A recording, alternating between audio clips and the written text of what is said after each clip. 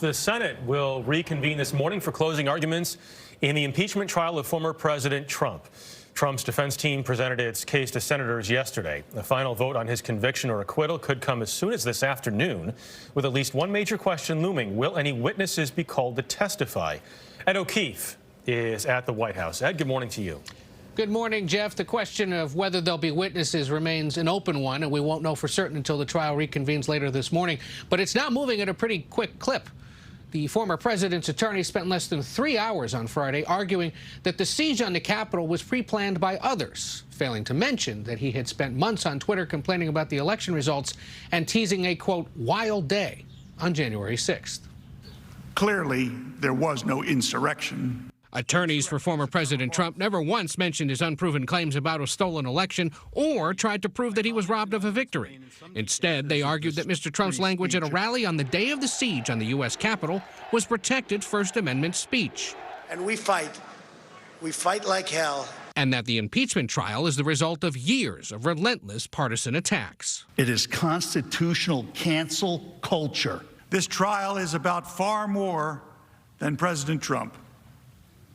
It is about silencing and banning the speech the majority does not agree with. It is about canceling 75 million Trump voters.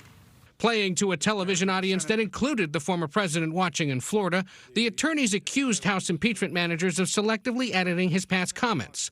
But then they repeatedly played selectively edited video.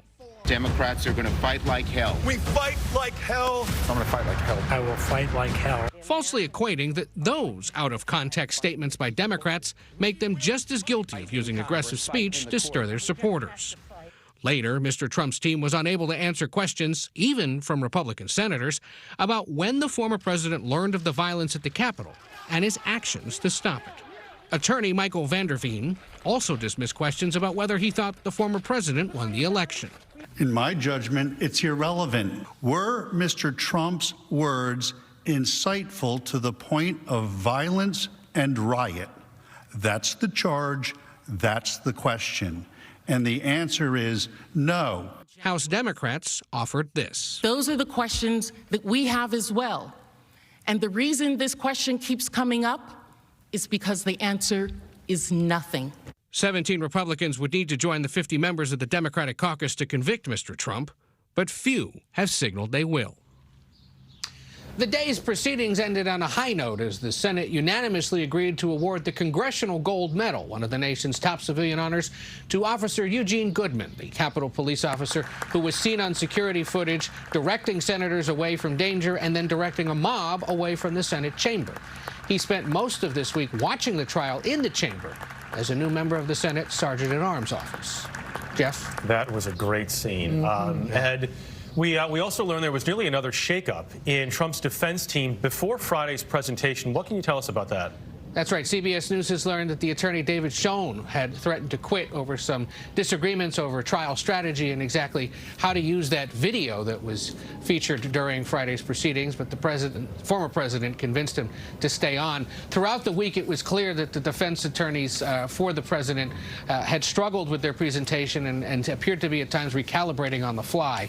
Another sign of how tricky it is to be associated with and to work and defend the former president in this kind of a setting. Ed, you mentioned in your piece that few Republicans have signaled that they would vote to convict. Give us some sense of the overall Senate reaction right now and sort of that political fallout if Republicans were to vote to convict.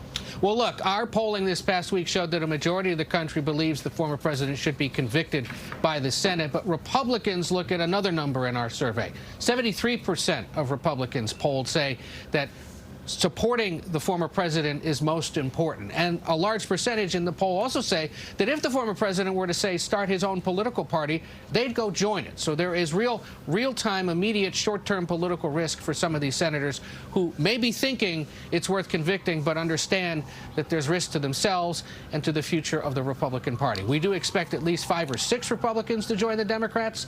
Whether we get more than that, again, we won't know until a vote is held.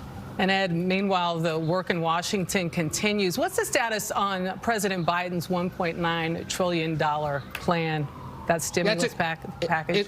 It's an important question, Michelle, because as the Senate this week was focused on the impeachment trial of the former president, over in the House they were working on that COVID relief plan. That work will continue in the coming week, and it's expected Democrats will approve it in the next 2 weeks. It'll then head over to the Senate. One key Republican, Susan Collins of Maine, signaled this week that she'd been in touch with the president about finding a way still to get Republicans to support the plan. They certainly, let's say, hope here at the White House that Republicans will sign on.